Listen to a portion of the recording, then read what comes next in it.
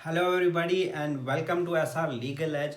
तो हम Indian Evidence act का अभी तक हमने सेक्शन 33 तक डिस्कस कर लिया है। अगर आपने वो वीडियोस नहीं देखी हैं तो आप हमारे चैनल की प्लेलिस्ट में वो वीडियो इंडियन एविडेंस एक्ट की पूरी प्लेलिस्ट बना के रखी है, वहाँ से आप देख सकते हैं।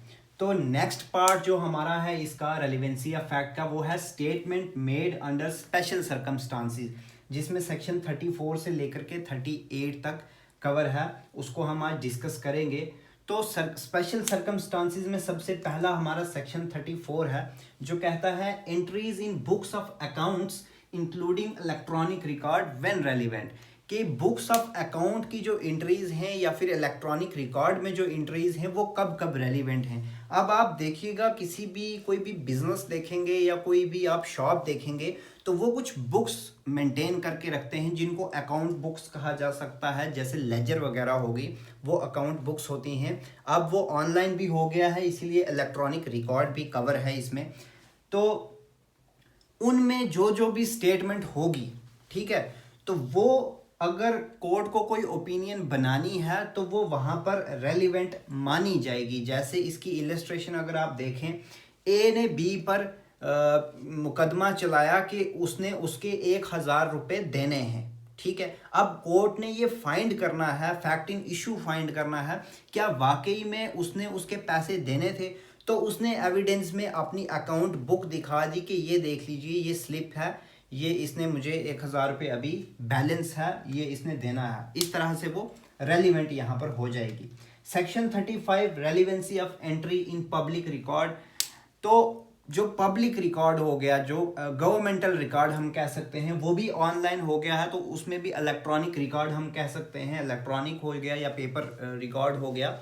तो अगर वो कोई पब्लिक रिकॉर्ड है, जैसे पुलिस स्टेशन में आप देखो तो वो एक पब्लिक रिकॉर्ड मेंटेन करके रखते हैं।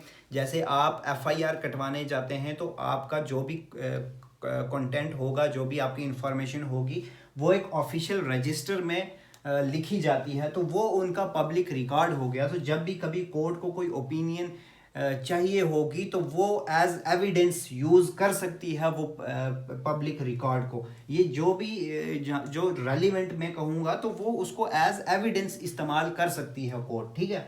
तो वहाँ से पब्लिक रिकॉर्ड से भी मंगा सकती है। पब्लिक रिकॉर्ड से आपको पता ही होगा, सर्टिफाइड कॉपीज़ सर्टिफाइड होकर के आती हैं, तो वो एडमिसिबल मानी जाती हैं, ठीक है, एज एविडेंस।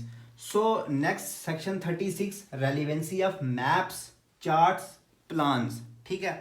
तो वो वाले मैप्स चार्ट्स प्लान्स की बात हो रही है जो जनरली ऑफर किए जाते हैं फॉर पब्लिक सेल, जो लोगों के लिए सेल के लिए ऑफर किए जाते हैं। और वो मैप्स या चार्ट्स जो हैं वो हमारी जो अथॉरिटी है, चाहे वो स्टेट गवर्नमेंट हो या चाहे सेंट्रल गवर्नमेंट हो, उनकी निगरानी में बनते हैं, उनके अंडर वो जो है वो बनाए जाते हैं।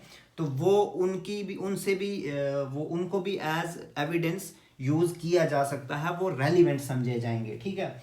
और relevancy of statement contained in certain acts और नोटिफिकेशन, जब भी कभी कोर्ट को कोई, मान लीजिए कोई क्वेश्चन अराइज हो गया, उसमें आप एविडेंस दे सकते हैं। अगर आपके पास कोई सर्टन एक्ट है या कोई सर्टन नोटिफिकेशन है जो गवर्नमेंटल, आपने हर जगह पे पढ़ा होगा कि गवर्नमेंट जो है इन ऑफिशियल गैजेट नोटिफाई करती है, तो वहाँ से अगर आप कुछ इस तरह से दोगे तो वो रेलिवेंट मानी जाएगी, वो एडमिसिबल मानी जाएगी एज एविडेंस।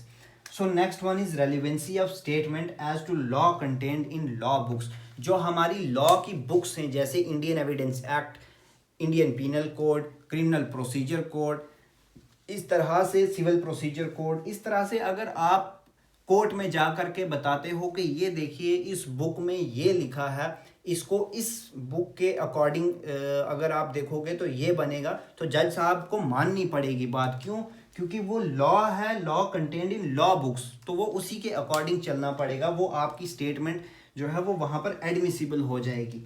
ये सेक्शन 34 से 38 तक statement made under special circumstances था।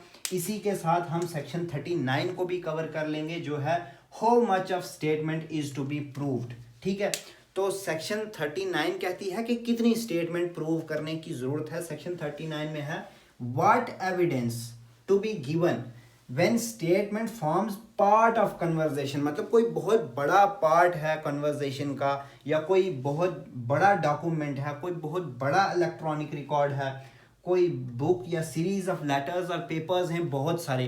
अब आपको कितना चाहिए, कितना आप एविडेंस में दे सकते हो। मान लीजिए आप एक गवर्नमेंट का रिकॉर्ड है वो इतना बड़ा है, अब आपको उसमें से थोड़ा सा प्रूव करना है तो आप पूरे का पूरा थोड़ी लगाओगे।